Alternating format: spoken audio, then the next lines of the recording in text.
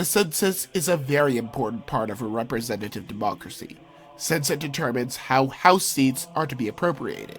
Why the census takers need to know how many bathrooms in your house or the average income is another topic for another day.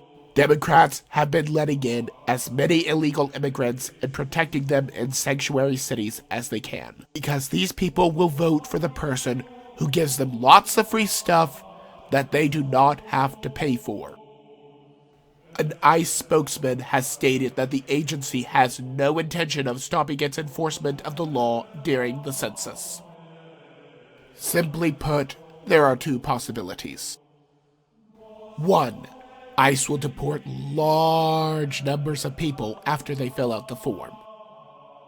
2. These millions of people will not fill out the form. Either way, these states that have been getting a large influx of illegals are going to lose votes, whereas the states that business owners fled to will pick up votes.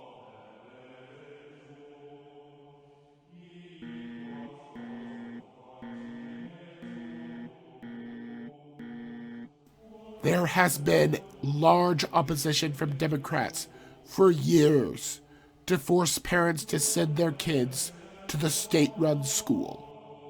This provides about 7 hours a day for political indoctrination away from parents. Naturally, a lot of parochial schools and school choice advocates are fighting back. The New York Post has actually found that students that come from Catholic schools are less likely to make dangerous or immoral decisions.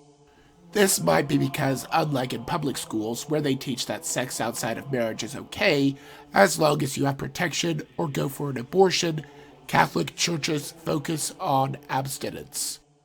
It is impossible to be value neutral, just as it is impossible to be unbiased in any matter.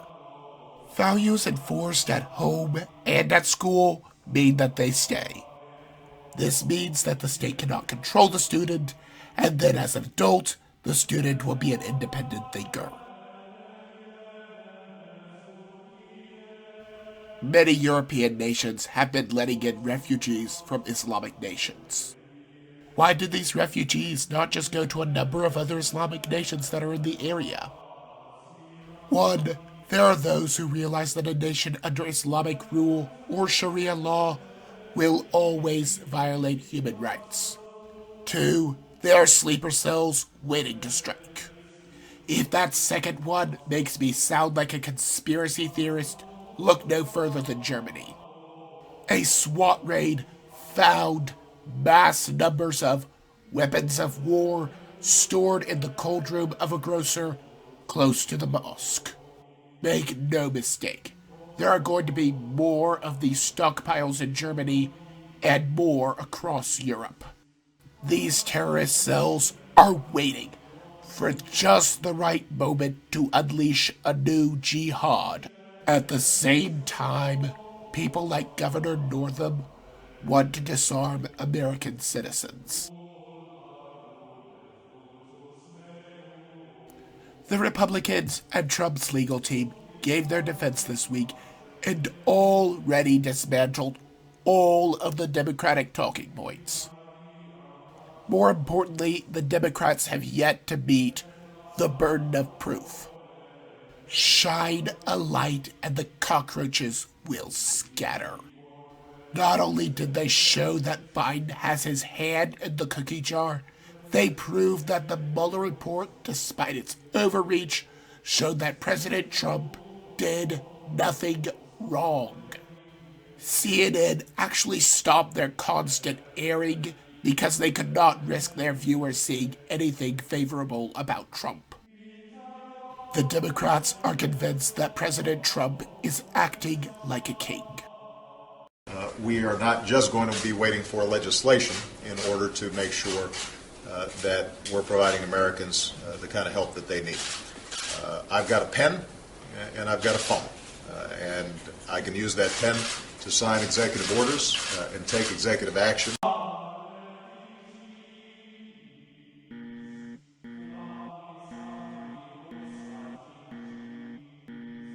Scientists in Mexico have done something so blatantly immoral that I find it hard to even type this script. They are paying poor women to be artificially inseminated after being hormonally altered to release more eggs than should be possible, and then flushing the children out. The scientists then take the dead children and analyze their genetics. All of this is done to help parents avoid genetic illnesses in their children. This does not change the fact that scientists are killing children. Auschwitz was liberated 75 years ago this week, yet immoral scientists are still experimenting on humans and killing them afterward. There are no words to describe how barbaric this all is. The Super Bowl, like most other sports, is a complete and total waste of time. The only decent part each year is the commercials.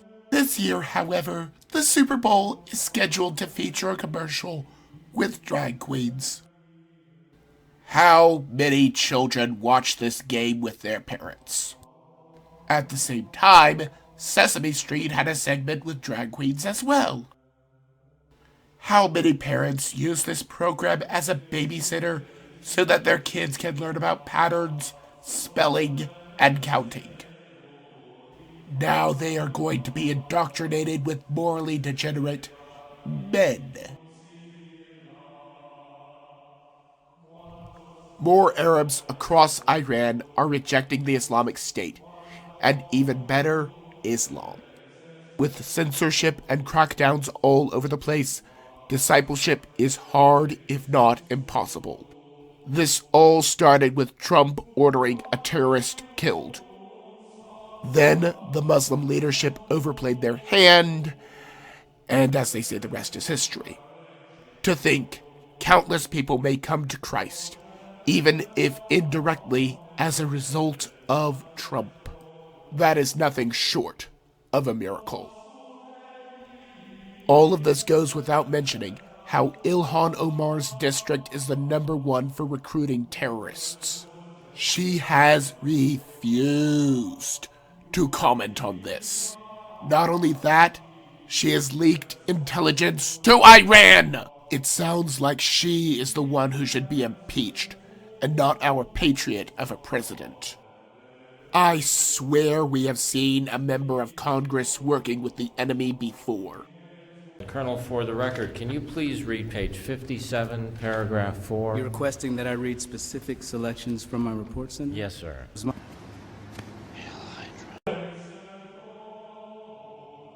While all of this is going on, President Trump has released a peace plan for the Middle East.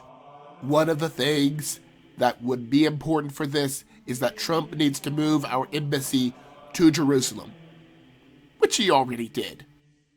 The plan allows for a single undivided capital in Jerusalem and for Palestine to exist. I will leave a link with more detailed history for you to peruse in the description. The only thing that Palestine has to change is that they have to reject all forms of terrorism and be open to peace.